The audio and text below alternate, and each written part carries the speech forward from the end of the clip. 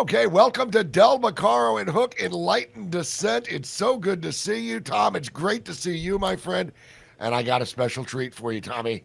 How about this, buddy? How about that? There What you a go. day. Was What a was night. there an election? I didn't notice. Yeah.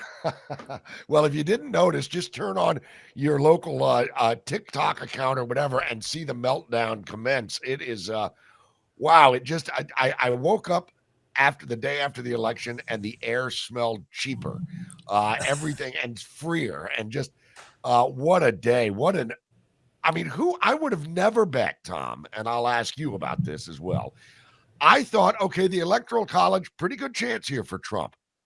But to get the popular vote too, boy, that is just an absolute repudiation of everything we've seen in the last 4 years, huh? Yeah, absolutely. Even though people like Rosie O'Donnell haven't figured out that he actually did get the popular vote. Uh, I'm an old party chairman, and I was watching throughout this process voter registration numbers because that's the fight on the ground. You can have the big picture, and I want to talk about the big picture in a second here. But and I hope my voice holds out. I was doing radio and TV till 3 a.m. on election night, and ever since. But there was a lot of good hard work on the ground, and we're going to talk to my good friend Bobby Gunther Wolf about the Pennsylvania miracle, how that state turned around for Trump, and I think you agree broke the back of the blue wall and the Democrats' hopes that night. But I didn't think that there would be I didn't think he'd win both Michigan and Wisconsin. And you're right. The popular vote was an iffy proposition, but I was convinced related to the states because Pennsylvania, the Republicans' net gain in voter registration was enormous, and Arizona, and take it like a place like Nevada. In 2020, Trump lost Nevada by 34,000 votes. Republicans had a net gain of 80 plus thousand voters. And excuse me, folks, new registrations voted about an 85% clip. So if you just do the math, 85% of 84, for all you math majors out there, that doesn't include Steve and I, 85% of 84 is more than 34. And then you go to the big picture. And, there's you can talk about the cultural shift. You can talk about the Latinos and among Black men. And we can talk about that she wasn't an ideal candidate. But what the left doesn't understand is that what inflation did to Americans left them on the edge. And they used to be smart enough to talk about the economy, stupid. But now it's the arrogance on their side, not to see what's going on. And if we can put up a recent tweet of mine related to this, MSNBC talking about misogyny, this, that, and the other thing. Well, there's two things going on. First of all, the growth in jobs is coming from government, not the private sector. California, 5,400 jobs between January of 2022 and June of 2024. 5,400 jobs among 35 million people. That's 180 a month. But worse than that is what you see in the bottom of this tweet that I had. Just think of that. Half Americans have less than 500 in savings, liquid savings that they could use. And that's an intense reality coming out of that high inflation. And so for all of the left to wonder why they voted the economy is just mind-boggling to me, Steve. I don't get what they don't get. I can only chalk it up to just they live very insular lives. They live in bubbles. Everybody they know thinks exactly like they do. So if they're all talking at these, cocktail parties in the Upper West Side or the Upper East Side, and they're all kicking back the very expensive vodka and saying, "Boy, aren't we doing great?" They tend to believe it. The American people knew better. And not only that, Tom, it's not just the economy. It's that if you say, well, the economy's not doing great, they would lambast you for it. They would say, well, you haven't looked at the numbers. These are great. And by the way, you will accept a man as a woman. I mean, they wanted us to believe in a, for lack of a better term, a state-sponsored lie. You had to believe that a man could be a woman if he said he was a woman. You had to believe it. To not believe it is verboten and would get you, voted off the island. And their island is getting smaller and smaller. And I just don't know that there's any self-awareness there. If this election taught them nothing else, it should teach them to maybe reflect a little bit. I don't know that that's going to happen. I'm going to call it the butter bubble, referring to Joe Scarborough, who apparently was shocked on air to understand that butter is near $7 a pound in across America. And he learned that on air from his wife, which blows me away. He obviously doesn't cook or go to the grocery store, but you're right. He's paid a lot of money, so he doesn't notice this type of thing. But they are completely disconnected economically and live this social justice crusade. And so they don't get that, right?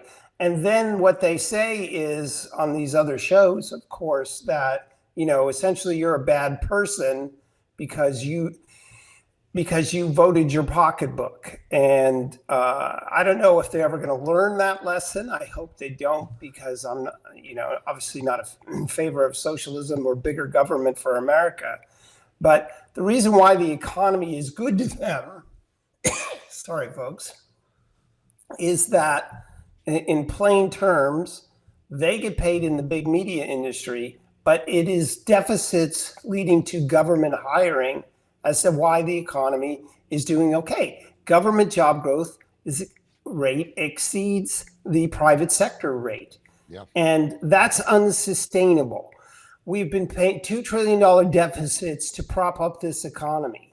And that's, again, unsustainable. They don't get that. Trump did get that. He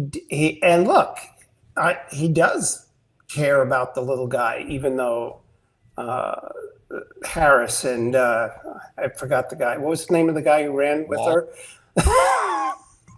Oh, I knew that. Don't worry, you'll never have to remember his name again. I was getting there. He is done. How done is he? His county voted for Trump. And I'll tell you one, I wonder how soon it's going to be until Kamala Harris gets a contract offer from MSNBC or CNN. I just think that they are both. Whoa, you don't think she's running for governor of California? Well, if she does, I don't know, man. Tom, I'll tell you something. We were talking about the popular vote. Now, I remember it was only about a week and a half ago, Democrats were feeling really good about knocking off Ted Cruz. They thought, and of course, that's their goal. If they can flip Texas, it's over. Texas went more red than it has gone since even more than 2016. So they have really painted themselves into a corner. And to their self-awareness, they have none. Michael Moore was going off that, this is going to be an absolute blowout. She's got this one in the bag. Then you got James Carville, the Cajun Democrat strategist down there. I don't understand how anybody could even think about voting for the man. And they're all crying in their Chardonnay. I mean, was that a James Carville impression? That's my best James Carville. There it was. Okay, well, that was close to my worst James Carville. No, that would have been better than mine because I don't even do one. But ironic that you bring him up, of course, because he's the one who came up with the economy stupid. Exactly. And they seem to forget that. Let's go back to Kamala Harris because we should do a post-mortem on that. Am I going to get in trouble for saying that? I did a show in San Francisco post-election asking what her future is. A supporter of hers, Black professor in San Francisco, had a very dim view, saying that he didn't think she would be around. But I'll tell the viewers this: prior to being selected VP, she had an open committee to run for governor of California this next time around. Now, she closed that committee down when she became VP, but the open question, will she run in California? I think that the other Democrats running in California for governor are unknown. It includes the lieutenant governor, and very few people on earth know who the lieutenant governor of California is. There really isn't a big name there. So I think it's 50-50 she does that. I do know this. The race to 2028 started at about 3:15 on Wednesday morning, 3:15 a.m., and it includes Gavin Newsom. It includes Pritzker of Indiana and Josh Shapiro of Pennsylvania. Yeah, agreed. Agreed. I agree with all three of those. Those are probably that's probably their bench. You just named their bench essentially.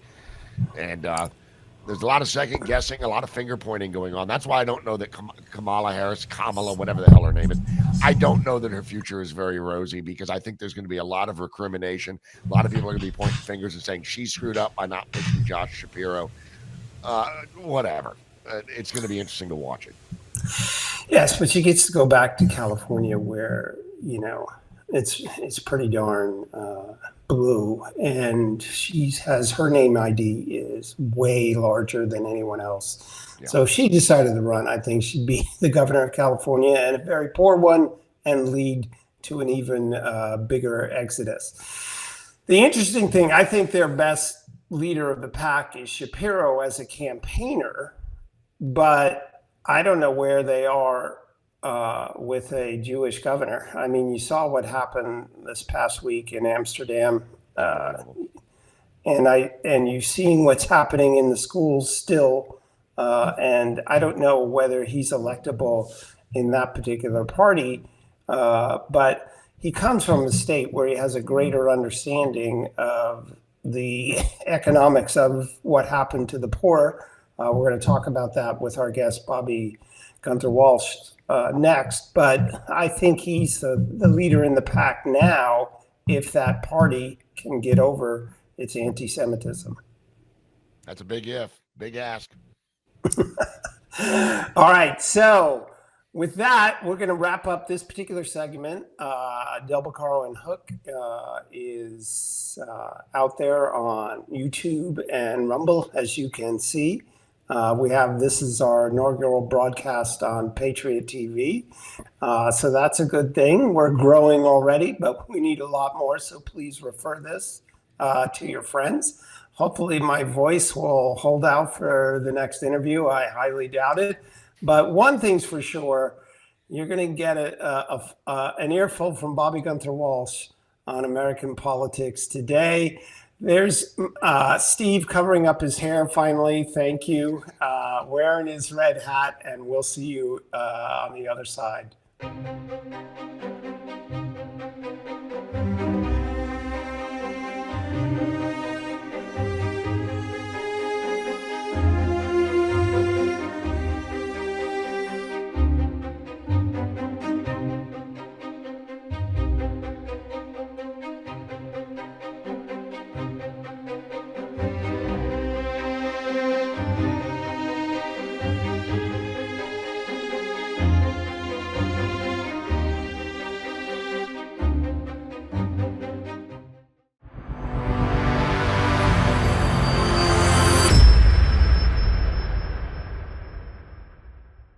Welcome back, everybody, to Del Beccaro and Hook. I'm excited for our special guest today. Don't forget to refer us, Del Beccaro and Hook, at Rumble and at YouTube to your friends so they can get a gander at it as well. So we've just been talking about the election, and there's no more, important or under the spotlight place than Pennsylvania, Steve. And so this weekend I've been angling, and we're able to get a fixture in talk radio in Pennsylvania, someone who's been on the air there for some 35 years. There he is, my good friend, Bobby Gunther Walsh. He has been the morning drive radio host in Allentown for 35 years, folks, and he has seen many changes not only politically, but economically. And just a little sidelight here. Believe it or not, Bobby's a race car driver, which tells you that he's got nerves of steel, just not Bethlehem steel anymore. But he can talk about that. Bobby, welcome to the program. Yeah, great to be with you. Actually, it's 40 years. I started at WAEB in 1984, so it's 2024. Wow. Yeah. When I was, well, we want to talk about what happened and why Pennsylvania is the way it is and the changes. One of the changes when I came here, Bethlehem Steel was still going. It was struggling, but it was still going. We also had Mack Trucks still going. They are now reinvented and back up here in the Lehigh Valley in a town called Macungie outside of Allentown. So they're still going, but Bethlehem Steel is long gone. And a lot of the heavy manufacturing is gone. We're still the home of some iconic companies like Crayola, Vinnie and Smith are over in Easton, and Just Born, the makers of those Marshmallow Peeps and Mike and Ike candies, are in Bethlehem. So we've got manufacturing like that. That's about 500-600 jobs there, and about the same, I think, at Crayola. We've become a tourist town, but a lot of the heavy manufacturing is gone, and I think that's part of the reason why we've seen some of the changes in the last couple of years. Tom was in town last night in the Lehigh Valley for a Tea Party meeting, and I said, look at those homes that you saw coming in to the Tea Party on the south side of Bethlehem and south side of Allentown. A lot of small row homes, more than modest. You could see they were older homes, not rich by any means. And there were Trump Vance signs there. And I said to Tom, I said, that's the people we're talking about. Those people feel forgotten, totally forgotten. And that's been the case. I said to Tom earlier, one of the reasons there's a Donald Trump is we've been forgotten since before 2015. If the people in Washington, the Republicans, the rhinos included, had done their job, there would have been no escalator ride in 2015. And now they're lamenting that he's been reelected again, because they're tone deaf. They are not listening, and people out here are screaming, we need help. And actually, the help we need is stop wasting our money and get out of the way. Stop spending. There's a Veterans Day event tomorrow, and there's another one the next day. And I attend some of these, and it's so sad that when I attend those events that I'm one of 5 or 6 people attending, and the veterans are honoring themselves. I do a charity every year for veterans. It's called, this one's Folds of Honor. We've been involved with it for the last several years. It started by veterans for veterans. Why are veterans having to raise money for veterans? Why isn't the government, I don't like the government spending our money needlessly, but if they're going to spend it on something, for God's sakes, they should be spending it on the men and women they sent to war. But they've got money for everything, but for these people, money for student loans, money for wars elsewhere, but not money for these men and women. And people in America are sick of it. They got money for illegal immigrants. And again, people are just fed up. You mentioned racing. When I started in racing about 25 years ago, they thought it was a stunt I was doing or whatever. But in the last 10, 15 years, I should have noticed this, and I thought about this. I started seeing guys at the racetrack who didn't know who the hell I was, didn't really want to talk to me. I wasn't one of them because I wasn't a lifelong racer. They thought it was a stunt, and they started coming up to me at the races and like looking around over their shoulders and then whispering to me, thanks for what you're doing. And they talked to me about listening to the show. And I'm thinking, these guys who didn't know who I was now are fans of the show. And that's happened more and more. And they've awoken. There's a whole group of people that just are frustrated and feel left out, and they've awoken. They're not woke, they're awoken. There's a generation that's awoken. There's an older generation that never fell asleep. Well, we might have fallen asleep at the wheel because we weren't paying attention to what was happening in our schools and our government, but they never stopped being patriots or caring about this country or being involved politically. And they're all fed up. They're fed up. As I said on the air, we're sick of DEI. We want USA. That's what we want.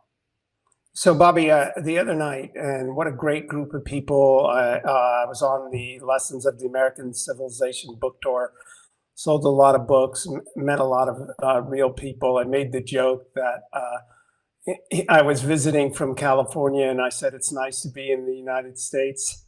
Yeah, I got a good laugh. Yeah, that was my opening line. between the 90s and all the way to 2012, Pennsylvania went blue. But 2 out of the last 3 elections, they've gone for Trump. And you had some people there, your friend Bill and others, who were doing amazing work on the ground, registering voters. And I think that made a big difference in this time around. Could you tell people a little bit about that? Yeah, his name is Bill Bockenberg. He's a patriot. He's friends. He was a guy who, by the way, this is really interesting. He was a guy who was totally not political. I never knew this until a couple of weeks ago. And I thought he'd been involved politically for years. And he's now a fan of me because he realized what I've been doing for 40 years. But he said to me, oh, no, I only got involved when Donald Trump came on the scene. He goes, I can't stand these politicians. Bill owns a company called Lehigh Valley Sporting Clays. He had owned a big tech company and sold it. Now owns a Lehigh Valley Sporting Clays. And he is a board member of the NRA, and they're turning the NRA around after all of their struggles and problems. And he went, and this is incredible. They did all this tech stuff that I could not begin to explain how they did it. But what they did is went out and found and captured it was stunning to find out that there are tons of evangelicals and Catholics that don't vote and gun owners that don't vote. And they were able to identify Republican gun owners that don't vote and capture them and get them to and got them registered and got them to vote. And you pointed out in your speech last night, when you were the head of the California Republican Committee, your whole job was to capture voters. And you said that the new voters voted about a rate of 85%. And that's what they did. I think it was the number, if I'm remembering correctly, that Bill got to vote in the Lehigh Valley were 16,000 gun owners who hadn't voted. And he got them to become active voters. So that's incredible groundwork. That's the ground and pound, the non-glorious work that these guys and those people in that Tea Party are such patriots because they're there every month. They've been there every month since Obama got elected. They were upset then, not because of his race, like Sonny Hostin said, we think it's a culture resentment. It's not. It's government resentment. People are sick of bigger government that is going in a direction they don't want it to go and intruding into their lives in the way our founding fathers never wanted it to intrude.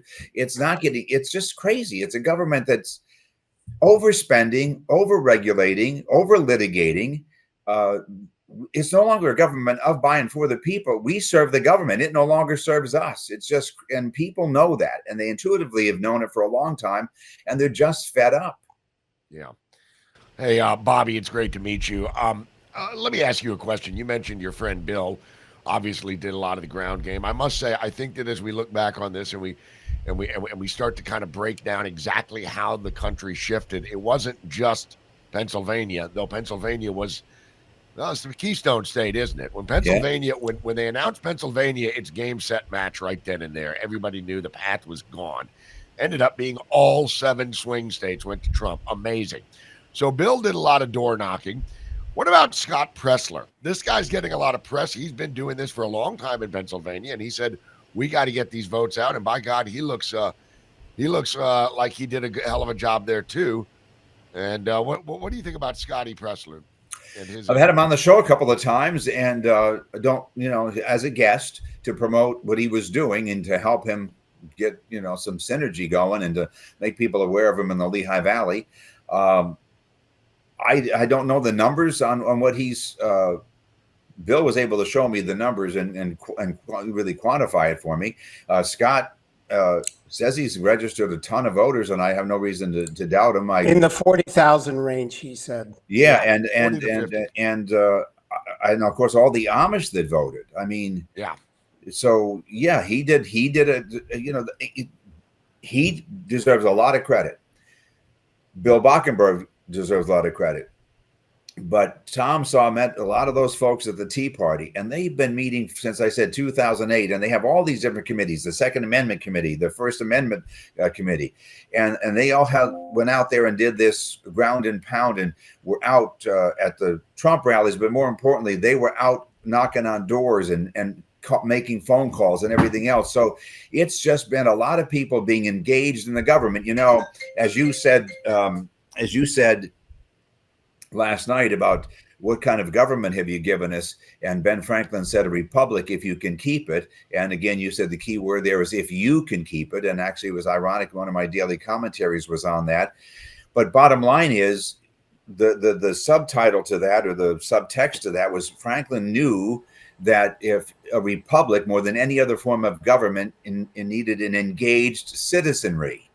And we haven't been engaged for years. We fell asleep at the wheel. Khrushchev warned us, we'll get you from within, and they meant it. Obama said we're going to fundamentally transform America. He meant it. Hillary said it takes a village, and they meant that they were going to take over raising our kids. We weren't paying attention. We are now, and we are an involved citizenry, and that's another reason for the change. People are more involved. They don't want to lose their country. They're, I'd say, panic mode. If Trump didn't win, it would be ultimate panic mode. But before that, people were in panic mode. They did not want to lose their country. Yeah. I would say that I think that the one thing that the GOP has always been horrible about is the ground game, the getting out the vote. Well, my gosh, they did a heck of a job. They turned it around. And I mean every state. I'm in New Jersey, and I'm in the reddest part of New Jersey. But New Jersey flipped 5 counties red. That's unheard of since 1992 was the last time that we've seen numbers like these coming in. And California was 10 counties went red. Wow. Yeah, and Pennsylvania, it was all but 59 of our 67 counties voted for Trump. And we had 2 changes. Matt Cartwright serves a very small part of our district that goes all the way up into Lackawanna County. He lost his seat after, I don't know, he was in office for more than a decade. Democrat. Democrat. Matt Cartwright lost his seat. And then Susan Wild, who serves the larger part of our district, 3-term congresswoman, she lost her seat. Dave McCormick beats Bob Casey. And then all the others, the state reps all won, all Republican state reps won, state senators won. Donald Trump's coattails in Pennsylvania were long. And by the way, Donald Trump outperformed McCormick. He outperformed everybody. And I honestly, if McCormick had done as good as Trump, there wouldn't be this, because Casey still hasn't conceded, there wouldn't be this, I guess, I don't know, thing hanging over us, whatever you want to describe it, because Casey's not conceding. So, yeah, and people should understand, and you can explain it a bit. The Casey machine has been around a couple of weeks there in Pennsylvania. A couple of years, you mean? A couple of decades? Yeah, I was being sarcastic. Oh, okay. Yeah. So Bob Casey, his father, I lived in Lake Ariel in Wayne County, upper corner. Beautiful, by the way. I drove through Wayne County on the way to the event. Gorgeous, absolutely gorgeous place. Yeah, beautiful place. And Lake Ariel is the 5th largest natural lake in Pennsylvania. I grew up there for the better part of my childhood, from like 6 years old on. Paper boy around the lake, and I used to deliver papers to Governor Casey's cottage, which wasn't a cottage; it was a mansion on the lake, one of the biggest houses on the lake. And he was very well liked, very well revered. Democrat governor who was the old line Joel Lieberman Democrat. He was pro-life, and he was ostracized for being pro-life, but we liked him. He was the kind of Democrat then those days I could have voted for. But his son, he's pro-abortion. And by the way, his father not only was pro-life, he was dynamic and he got things done. Bob Casey is a dud. I can't believe he lasted as long as he did. And seriously, he's just, we used to say he was DOA, dull on arrival. And he's just, he was just. I'm stealing that. Yeah, you could steal it, but it's remarkable that he's hung around this long. He's accomplished hardly anything. And you and I discussed when you've been on my show in the past, all of a sudden, here's Casey doing ads about how he disagreed with Joe Biden and voted with Trump a couple of times on, I forget what it was, immigration and something else. I forget what it was, but you knew he was in trouble when he started trying to make a case that he sometimes agreed with Donald Trump. And I'm from California. I was chairman of the California, and California has become, Democrats have become social justice Democrats. They don't care about jobs. California post-COVID produced 180 private sector jobs a month over a 30-month period. Disastrous, right? But that's their sole focus. And the Democrats, the rich Democrats on the coast, that's their mentality. They don't even focus on jobs. My impression, tell me if I'm wrong, and that's why I wanted to have you on here. Pennsylvania, the vast majority of people outside of Philadelphia remain just salt of the earth people. Oh yeah. That have not gotten on that social justice train and aren't willing to have their state run over by the social justice wave. Yeah, we used to call it the T that was in Penn. It was the middle of the state and the top of the state was all red, and the two corners on the bottom were blue. But if you look at who voted for Trump this time, it's Philadelphia's blue. There's a little spot over by Pittsburgh, and that's about it. And Lackawanna County, which is the home of Bob Casey, and that went blue. So it's no longer the T. But you're right. The majority of Pennsylvanians. And there's a lot of Democrats. My brother lives up near Tunkhannock in Towanda, north central Pennsylvania. And he's shocked at some of his neighbors that are Democrats, but still the majority of them are Republicans. And they believe in the Second Amendment. I got to tell you, they're not bitter clingers. To ridicule somebody because they are clinging to their Bible. Think about that. And it's so funny. Bob Casey is a Democrat and he's a Catholic, but I don't know if you saw Catholic Vote and their analysis, but Catholics in a big way went for Trump. And I caution people, you got to watch when you say certain Catholics don't believe in people's right to an abortion. Well, those are Catholics. And then there's practicing Catholics. And the majority of practicing Catholics want nothing to do with abortion. So it's... and they actually vote. Yes, and they vote. Yes. So yeah, you're right. There's salt of the earth, blue collar people. I talk about Alan Jackson's song, The Little Man, and how he's been forgotten. It's a great song. Alan Jackson either writes goofy songs or he writes ones like Where Were You When the World Stopped Turning or The Little Man. Great poetic songs. And Pennsylvania's full of the little man that feels forgotten. Small towns, those boarded up stores, people that are struggling to make ends meet, happy for any job they can get. They get a job and they start fracking, and then all of a sudden it's shut down and they lose those jobs. They're again, Northeast Pennsylvania was coal country. Coal's no good, fracking's no good. Every job that Pennsylvanians can have is no good. What are you doing to us? Yeah, I'm wondering, Bobby, if you keep hearing the cliches. Books will be written. Historians will say. You know what I think? I think the death knell for the Democratic Party this election cycle was hubris. Hubris. They thought that they could push this social justice crap down everybody's throat, and they thought it in a way that if you did not go with it, they would call you a racist, a sexist, a homophobe, a transphobe, whatever. I think enough people, and talking about the little man that you're referring to, and this actually is probably true of all 50 states. People got sick of that and said, no. I don't want a 6'3" male volleyball player playing against my kid in high school and breaking her nose with a slam. I think the hubris of the Democrat Party has been flushed completely. Amen. I could not agree with you more. I mean, no common sense. You're trying to, they say the founding fathers wanted no state-held church. They didn't say separation of church and state. Jefferson talked about a wall of separation, but they never talked about separation of church and state. But they didn't want a state-held church. But when you have the government telling you what your morals ought to be, that's a state-held church. When they're telling you that your values, your Catholic values, your evangelical values must take a back seat to their agenda, that's the government having a state-held church. That's bullcrap.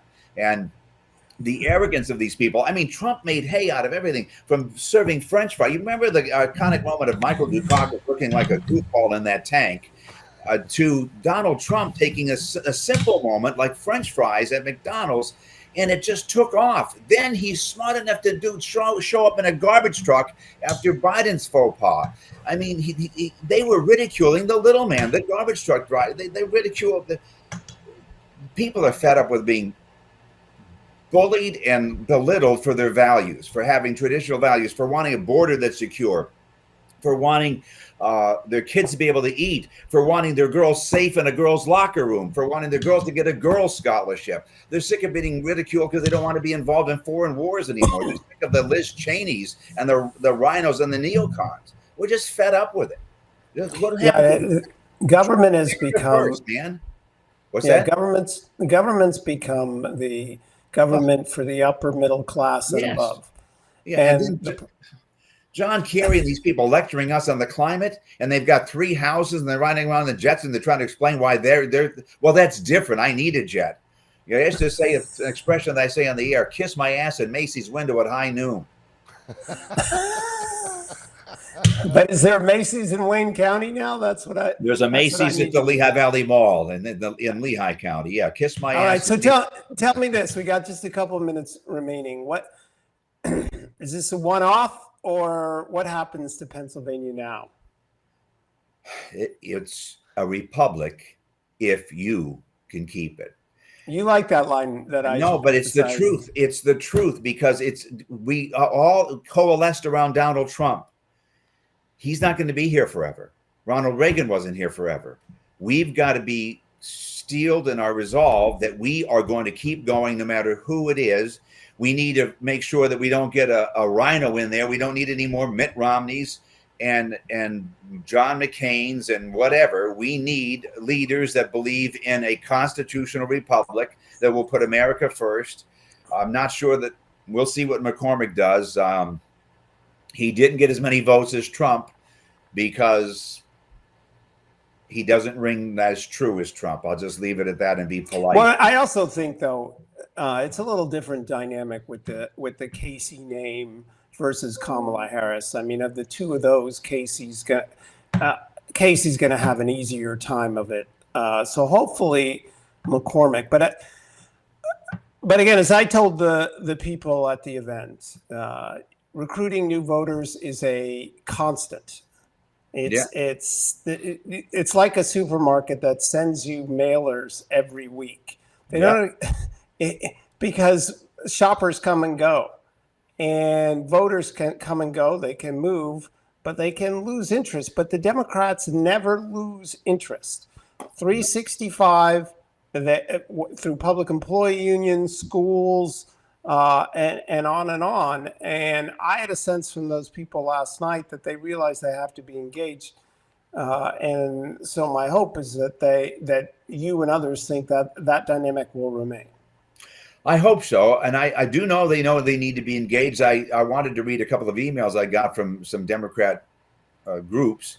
And they're nasty, and they're angry, and they're pissed.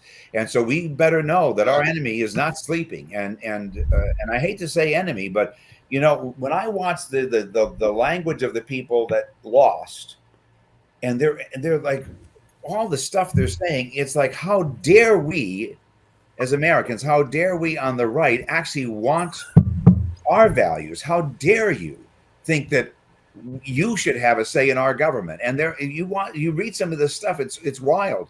So when Trump talked about the enemy within, we're the enemy within to those people. We need to they're not going to sleep, and we need to stay up on the wheel, Donald Trump or no Donald Trump. There was the Reagan Revolution, and then it died when Reagan was no longer our leader. We need to stay engaged somehow, some way. And the other thing is, and you alluded to it last night, we need to take over school boards. Which we've done. I've had school board members on. It's not necessarily, it's the same as having Eric Trump on the show or some big names on the show that I get. You get local school board member, but those races matter. We've got to take back our schools. We got to get our kids. If we can't take back the schools, we got to get our kids out of schools. Yeah, we've got to educate them privately, homeschool, whatever, because they're the future. And you talked about what they're being filled with, and it only takes 2 or 3 generations. They're being told right now, the only thing that you mentioned this last night, Tom, the only thing kids are being taught now was that George Washington was a slave owner. That's it. They're not being taught American history. Well, there's only, 8 states that actually have, or there are 8 states that don't have any civics courses? 8 states that require a full year of civics. No other state. We're losing we've got to get, the Trump is a big victory. It feels good. Those big races matter. But so we've got to be in every race all the time. There should be no such thing as an off-year election. That should not even exist. We need to be out voting and competing and getting candidates to run and take back our school boards, take back the local row offices, all of that. I think that nothing breeds success like success, and if Donald Trump can deliver for the people of Pennsylvania and, for that matter, all other states, but the Keystone State, and we start seeing manufacturing come back, we start seeing more steel mills come back. Maybe they're gone forever. I don't know, but I do know fracking is going to come back in a big way in the western part of that state. And I'd love to, I'm very curious to see how Elon Musk plays in this, because it sure would be good if Elon Musk said, you know what, Mr. President, we don't need the Department of Education. Let's give that money back to the states and let them set their school boards up, because we see what happened in Virginia. That's where this whole tempest kind of started to go. And here we are now. Bob Casey is gone. John Tester is gone. Sherrod Brown is gone. It's been a great, great day. It feels like morning in America. Bobby Gunther Walsh, thank you so much for joining us today on the show. And we certainly do hope we can have you back again real soon as we continue to see how things shake out in the Keystone State. It's an honor to be asked. I enjoyed it. Thanks for what you're doing. I appreciate it very much. Thank you. Bobby, thanks so much. We'll talk to you soon, I hope. Yep. Got to get you down and watch me at the races, Tom. Don't wreck. Keep the wheel to the left. There you go. All right. Thank Caro and Hook, Enlightened Descent. We'll be right back. Thanks.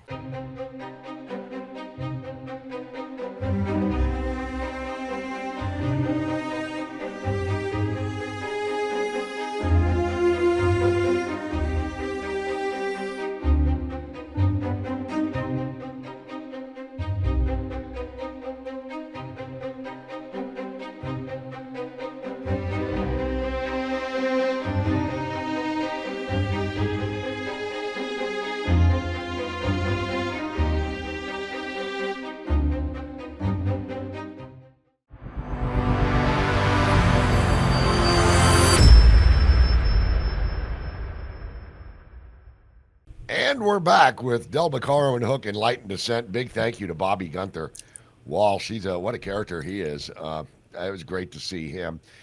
Well, Tom, here we go. Now we're going to end up. By the way, before I even get started here, I was about to start really kind of saying why I think they got their asses handed to them on Tuesday night. But before I do that, part of it is people like you, Tom. You wrote a great book, The Lessons of American Civilization. We talked about it a little bit in that segment with Bobby. Folks, go out and get that book. It's a great book. And while you're at it, pick up his other book, his older book, The Divided Era. That's a good one as well. But congratulations on a great book event last night in the Lehigh Valley, Tom. That's wonderful. Yeah, it went absolutely great. And there's going to be some whining on the left, but there also needs to be some direction on the right. Yeah, I agree. I think that as we start looking back on this, we've got about 60 some odd 70 days before the inauguration. Trump is putting together an outrageously strong transition team from the looks of it. You've got Susie Wiles in there, who ran a stellar campaign. I think even the most hardened Democrat would say, boy, she ran a good campaign. She's going to be the first female chief of staff in the history of the United States. That's very strong. There's been talking about throwing RFK Jr. into the mix for health, which is good, better than the gal that we've got in there now. I don't know that it'll be an actual cabinet position for RFK Jr., but it'll be a strong position. Elon Musk is coming in there, and he's going to be doing some work as far as slashing. If he does slashing government cost and overhead, if he does what he did with X, I suspect, Tom, that perhaps Virginia will be red after the first month, because they're going to be losing a lot of residents if Elon has anything to do with it. I think that the Republicans, the key to the Republicans is deliver on the promises, deliver jobs, deliver on securing the border, deliver on getting all of this DEI crap out and the social justice nonsense that I think really drove a lot of these people to the polls. Get rid of all of that. Deliver there. On the left, it's going to be a much harder lift for them because they're going to have to finally admit that they're wrong. And I don't know that they can do that. I don't know that they have that within them to really be reflective on this and say, where did we go wrong? Yeah, it is going to be hard because once the far left socialist wing takes hold, they don't let go very easily. Just look at the history of the Labour Party in the last 50 years in England, and it took the Conservatives falling down for the Labour Party to come back in. They didn't sell something in particular that they were going to do. So I don't think they're ready quite for that. But the Republicans delivering here is just absolutely key, Steve. And here's the reality of it. This is going to be one of the shortest presidencies ever. And this is what I mean by that. In the olden days, 20 years ago, 25, they didn't start the next race to 2028 or whatever until after the midterms. That's not happening. That race has already started for the Democrats. We talked about that. And the attention of the country is a short attention span, and Trump needs to deliver big legislative victories. He's probably got about 15 months. Now, fortunately, they figured out what's going on with the border. It took a while in the first term to do that. That's not a criticism. It's a difficult task. But they realized what they did or how to make it work. So I think they'll move on that quickly. Then I think they'll head to deportations, but they're going to start with the 13,000 murderers. There's no constituency in America that says that's okay. I kind of doubt there's ever going to be mass deportations. We'll have to see how that works. But their big legislative agenda to extend the tax cuts, and then of course you can deregulate through executive orders. So I think they will move swiftly. The question is, and if the House is finally secured and people concede races and litigation settles down, if that's possible, then the big difference, of course, is Trump won't have being impeached from day one, and he can move forward. Yeah, well, there's one thing that we can certainly take away from this election. Trump has a mandate. And you're right. It's going to be a rather short mandate because a midterm is only 2 years away. So he's feasibly got about 15 to 18 months to get a lot done. I suspect he's going to come, the way Trump rolls is he gets a lot done quick. I suspect the first order of business for Donald Trump as 47th president of the United States is going to be securing that border, then going after those 13,000 murderers, rapists, and drug cartel members. One thing I heard on Twitter was that, or X, I should say now, is that one of the things that Trump may do in the first week he's in is declare all of the Mexican and South American drug cartels terrorist organizations, which opens up the possibility of really kicking some butt militarily. And if he does that, I don't know any constituency that's going to say, well, he shouldn't be doing that. But you know what? The far left is crazy. I suspect they're lining up lawyers right now to sue him on all of this stuff. Yeah, if you think about it, the 80,000 plus fentanyl deaths a year far exceeds what any terrorist group does. Yeah. And if he focuses on that narrative, and I think he will, and I love his chief of staff appointment here, because I think it'll result in a disciplined White House without contrary egos. People looking to make their own name in politics and then go on and write a book. Gee, who am I talking about now? In that regard, if that is their focus, I think there will be a success. I don't think there's a constituency for cartels. And if we recall, in his first presidency, there was a huge crackdown on sex trafficking as well. I don't think there's a constituency for that. And I think that bothered a lot of people that Kamala Harris just ignored that entire issue during their campaign. Yeah. And I'll tell you something else real quick. We are talking about how short of a time that Trump's going to have, and there's no doubt about that.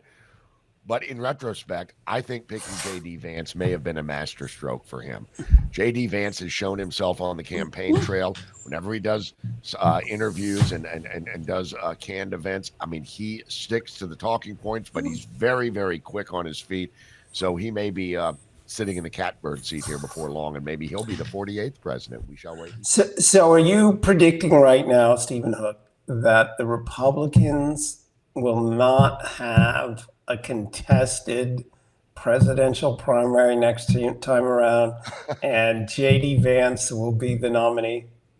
It's a little early to make that prediction, but I will say this: if Trump is successful, as we all hope he is, I think J.D. Vance can basically walk through any nomination process. Yes.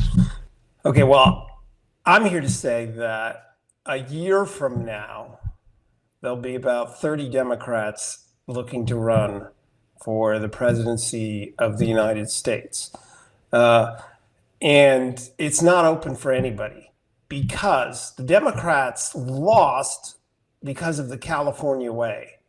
And that means Gavin Newsom's not going to have a skateboard to the nomination, skateboard trip. I need to learn skateboard language, is what you do when you're actually skateboarding. I don't know. You look more like a skateboarder than I do, let's face it. But so that will encourage someone like a Shapiro to get in. But again, this issue of whether they can handle having a Jewish person at the top of the ticket. Yeah, their party is Humpty Dumpty right now, Tom. It's Humpty Dumpty. Yeah, so together. Yeah, and I think so. Anyway, it's going to be the wild, wild west. We're running out of time here. Folks, thanks so much for joining us in our election wrap. Hope you enjoyed Bobby Gunther Waltz. Please refer us out to your friends, Del Beccaro and Hook. We want to thank Patriot TV for letting us join the network. And Lou Dobbs. Lou Dobbs. And Lou Dobbs. And do it. We're growing, and that's a good thing. Thanks for watching. Goodbye.